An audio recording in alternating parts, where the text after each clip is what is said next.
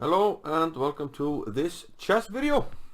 We're going to be looking at the Armageddon game between Wojtaszek and Naiditsch. I'm not sure who won the coin toss, but it turns out that Wojtaszek has white and Naiditsch has black. And Armageddon, well, it's a way to get a decisive result, and it works like white gets slightly more time, 5 minutes in this case. Black gets 4 minutes, so white has to play for a win. That's the way to decide it. White has to win, black has draw odds. So that's why white gets more time, he has to win. But black basically wins by drawing the game, so draw odds. And yeah, people have different strategies for Armageddon. Some people want to be black and just play solidly and let white press. Others prefer white. I think I would prefer white myself, but I mean there are different opinions definitely. But let's move on to the game. And there is no increment until move 60. So if the game, there's going to be a fierce time scramble.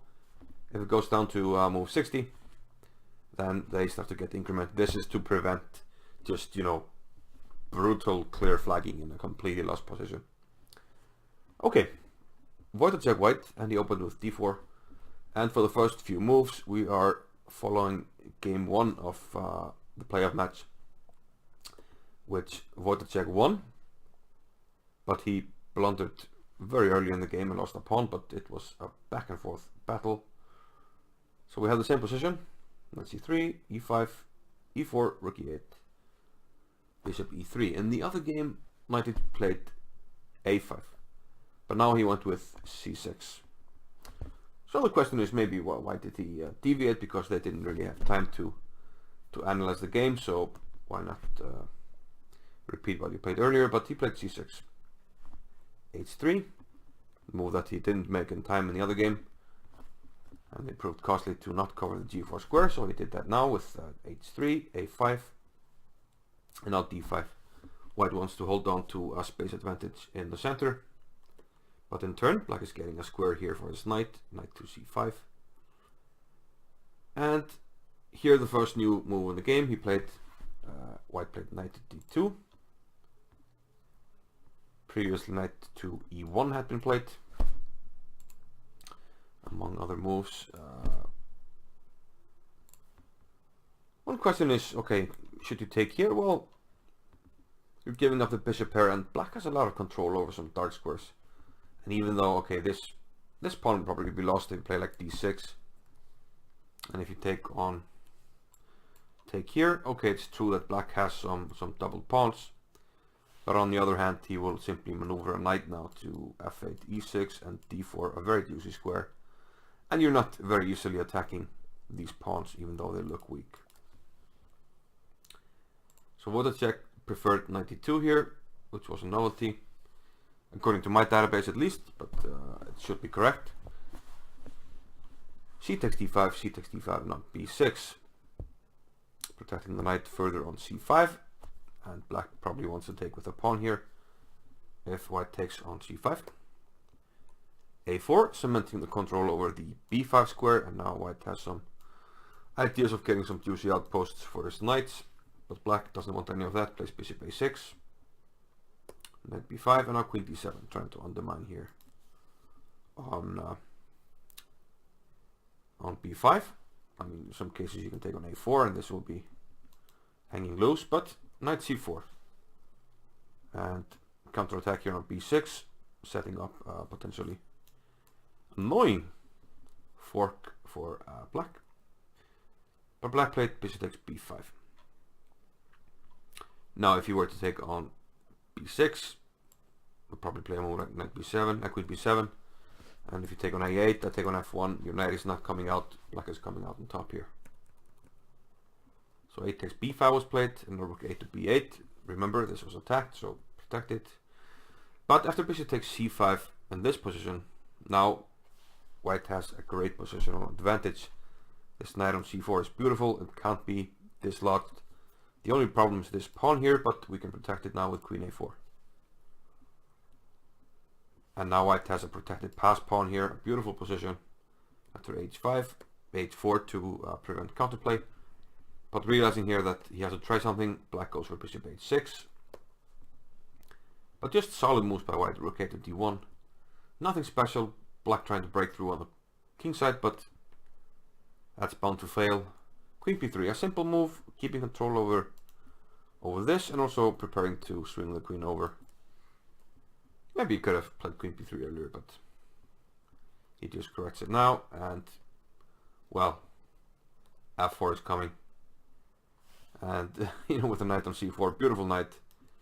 You can't allow f takes e5, so you have to take on f4, but this means that white is pushing through with all his might here, e5. Great duo of center pawns.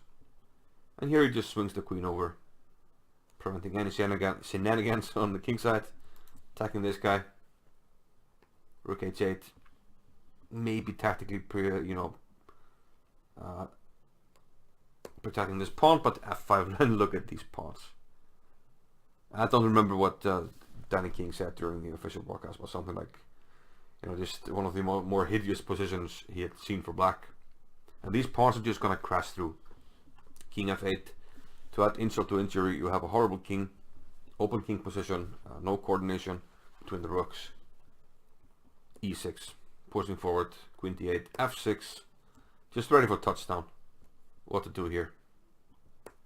He took an f6, but this opens up all the lines around the king. He just renews the threat. d6, e7 is coming, f takes e6, and despite being now 2 pawns up, black is completely losing. Because now you've opened up lines. When you have no coordination, you have your king stuck here, your rooks aren't coordinating, and we just open up lines for white here, and this square for the knight. The bishop can join if when needed, and we still have a monster pawn here on d6. So losing position for black, and things escalated quickly. Knight e5. We have threats of this, queen takes e6. We even have a threat of rook takes on f6, followed by knight d7, king g7, and queen g3 check. Now I can't suggest a move, it's just completely losing. And after this, queen e5 check. The curtain came down after queen takes e6, king h7, and bishop e4. This bishop was always going to land a check, and once it does, it's a deadly one. And Naiditsch resigned, and rightfully so, because his only move is king g7, which is met with queen f7, checkmate, Czechoslovakia. That's all she wrote. So a nice tournament win for Wojtaszek, the Polish #1 for many years. Although at the last Olympiad, Jan Krzysztof Duda was board 1 for Poland, but he's been Poland's #1 player for several years now. A very strong player. Rated over 2700 for a long time now. And also he's been second in some World Championship matches, I believe, for Anand. So a very respected player, and a nice tournament win for him. And we can add that his wife, Alina Kaslinskaya, she was actually the top female player in this tournament, got 6 points out of 9. So a dual win for Mr. and Mrs. Wojtaszek, very nicely done. And I guess they couldn't be happier. So yeah, this was the playoff from the Isle of Man tournament. Hope to see you in the next chess video on this channel. See you then. Bye bye.